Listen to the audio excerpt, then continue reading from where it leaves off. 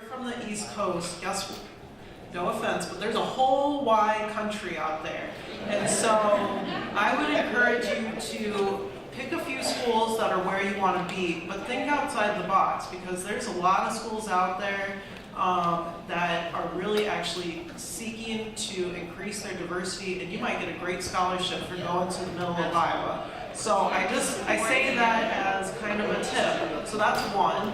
Think outside the box in your admissions process. Think about those schools where you think, man, I don't know, that seems like the middle of nowhere, but that might be the perfect fit for you, and you might get a great scholarship. So that's one.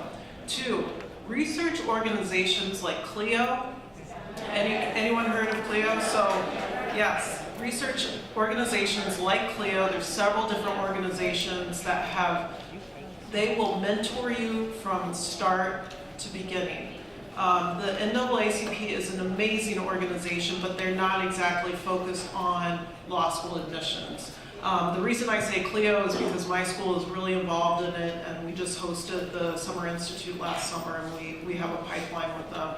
But there's a lot of different organizations that are specifically geared towards getting students into law school. Maybe others can mention others. Yeah. Well, you're here. So this weekend, you are going to be in rooms full of attorneys, of judges, of people who work in legal education, in the legal field.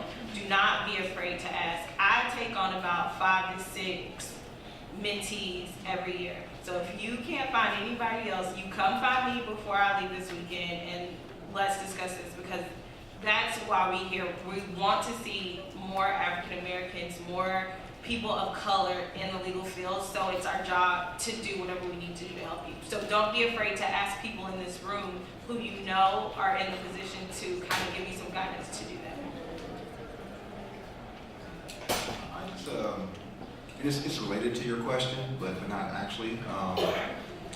It's about the LSAT, and so, you know, the LSAT is a beast. It's a period, it just is. You all know the numbers. I don't want to get into it. There's a harsh reality to the LSAT. Kind of like there's a harsh reality to life. So I remember getting my diagnostic score back, and it was pretty low. And so I went online. Now I'm a young man. I'm telling myself I'm going to go to one of the best law schools in the world. So I go online and I'm looking up the data, and they're saying, oh, most people only improve 3 points, you know, from their baseline score. You can't really study for it. It's just kind of intuitive. That's all trash. I improved 17 points from my diagnosis. I scored a score. I went from having a score that probably would get me into pretty much any law school, or maybe some that maybe I didn't necessarily want to attend, to having one of the highest scores in the entire country for black males, that particular cycle. And I was a kid in Detroit Public Schools. I went to the worst high school in Detroit Public Schools, so I'm in the second worst district in the worst high school. But it's about work, and it's about belief, and it's about faith. You all, I mean, you're here, first of all, so you're already taking an initiative. But I'm here to tell you, I'm living proof that you can do it. You can get into your target law school, you can get your target job with hard work, with belief, and don't let anyone tell you that you can't. You know, I know everyone's not going to increase 17 points, but it's possible. You know, I went to the library and I studied for a year, just because I knew what I wanted, and now I have it. So I just wanted to add that. So I'm going to ask that no one else gets in line. We are running out of time for questions, but I do want the people who are already in line to be able to ask their questions, and let's try to keep our answers to about 45 seconds now. Yes. No. Okay, greetings everybody. My name is Marqueria French. I am a senior liberal studies student with a concentration in pre-law, hailing all the way from North Carolina A&T. Yes, Yes, right. But my question is, I want to pursue a law degree, but I don't know if I want to go to a HBCU or if I want to go to a PWI. I honestly like it's important for diversity, but I don't feel like at a PWI they have a genuine heart. Like I really like, you know, my best interest at heart. Like I would get that I have at A&T. At A&T, they help me. Like I don't feel like I'm gonna have that same drive, that same push. Okay, I can talk about that. So I did not come from HBCU. There you go, you said it. I did not come from that, but I know a lot of people who have. And I know my position, I've been in private schools my whole career, I guess. I will say this, from my friends who have experienced that same thing, they always say there's that sense of community, right? But I personally, I'm glad that I was probably one of the few African Americans in my class because it gave me an opportunity, one, to stand out. Two, it gave me an opportunity to redefine what people thought of African Americans. So it gave me a sense of pride to sit in the classroom in the front and to really stand proud to be like, I am a black woman in this law class. And also it presented a different level of challenge, unfortunately, to say that.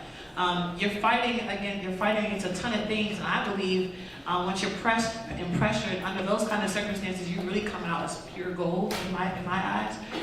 So at the end of the day, like someone also said, find a school that fits you as a person, as an individual.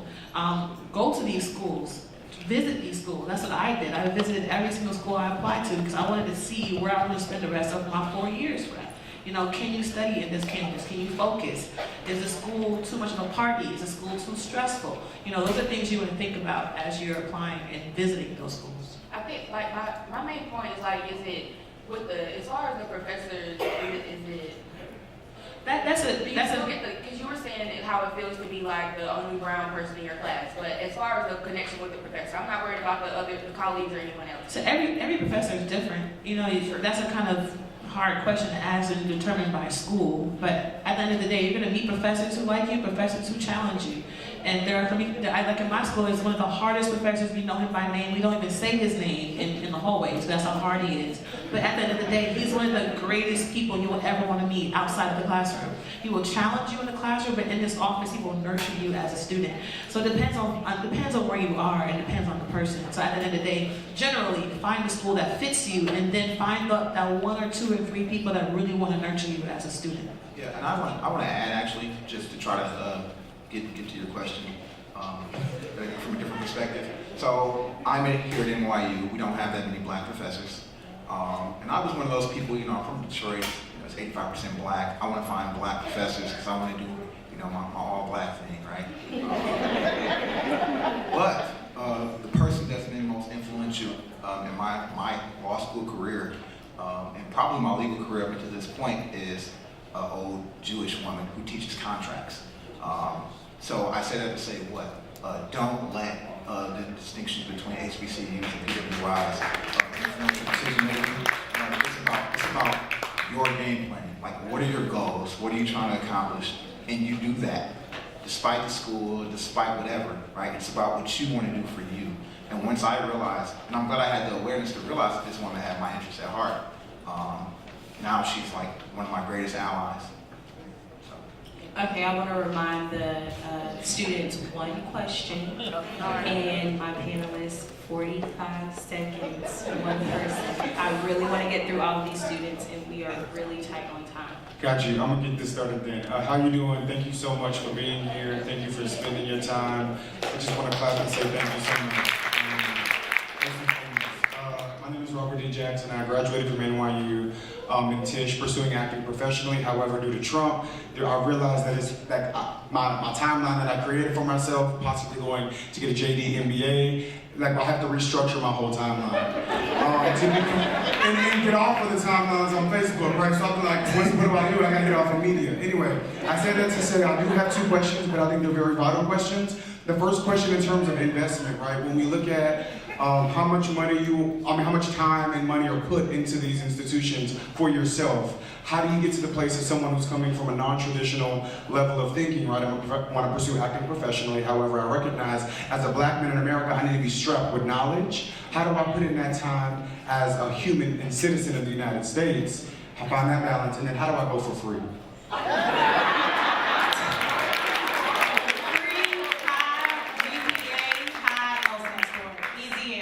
You want to go to law school for free, you are the best tool to do that. high GPA, high. So I said that to say, are there any resources that you can provide us right now regarding like Black law programs that are giving back to Black communities? Are there any specific communities in regions like the Midwest or HBCUs like Howard? Are they offering anything that could be helpful that are like endowment funds or philanthropic pursuits? And if not, how can we get this started? Right, we can get $5 from each of y'all and that goes towards investing, Okay. stock market, something. I think I can answer this in 30 seconds or less. So, can I be really real with you here? I mean, Please a lot of do, people that's why are. I'm here. Okay. The reality is, if you want to go to law school for free, you're going to have to go to a school where a lot of people don't look like you. Yes.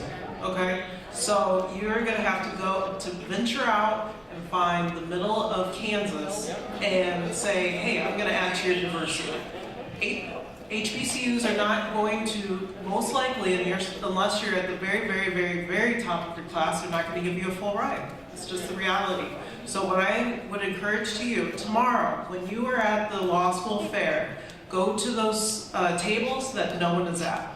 I'm serious. Go to the tables that no one's at. You're gonna, no offense NYU, but you're gonna see this long line to talk to the NYU folks and the long line to talk to Columbia or whatever.